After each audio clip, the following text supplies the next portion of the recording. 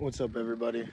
What I'm gonna do today is degrease and pressure wash all of the stuff that I'm gonna be taking to the shop.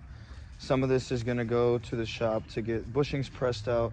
Other stuff is gonna go to Enigma coating to get sandblasted and powder coated so I can restore these parts and instill longevity in the project. So I have them here around my fire pit. I'm gonna soak them in degreaser and pressure wash them. So let's get to it.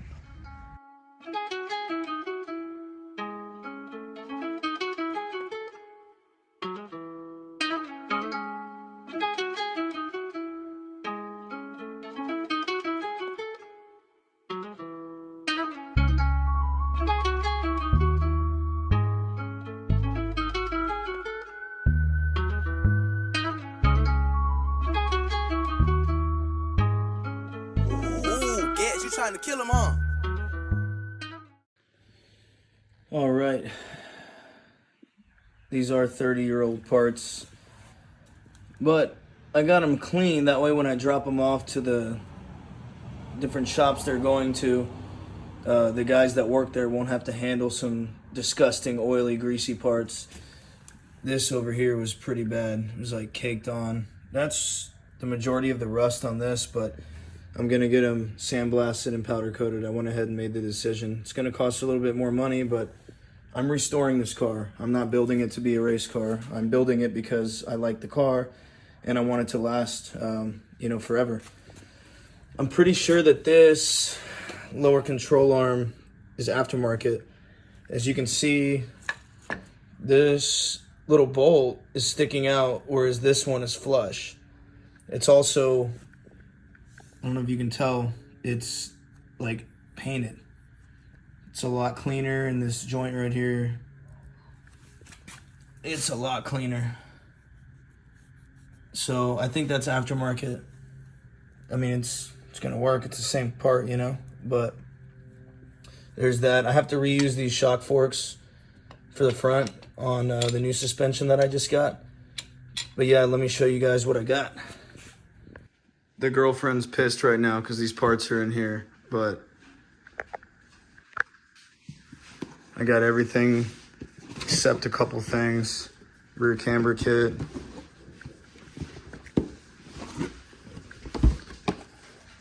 Adjustable upper control arm. Front camber kit. Manual rack.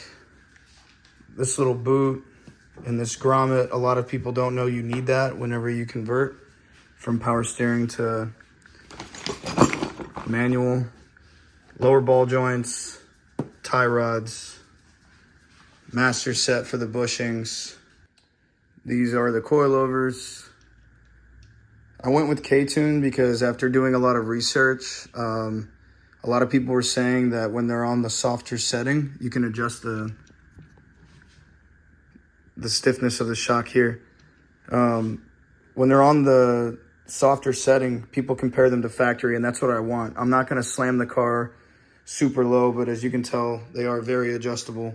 So let's see if it, lives up to the hype of the review. What's up, everybody? Today I'm going to be pulling off the rear suspension.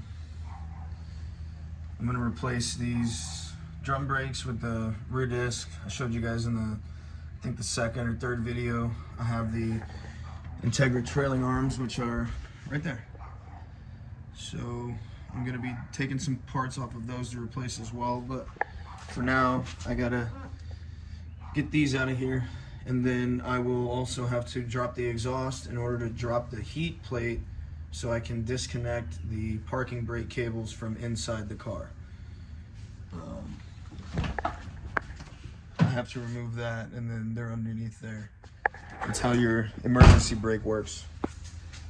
Plan on replacing these lines with stainless Stop Tech lines, and then I was also planning on getting new parking brake cables and also getting remanufactured rear calipers. So I'm gonna get started and we'll see how it goes.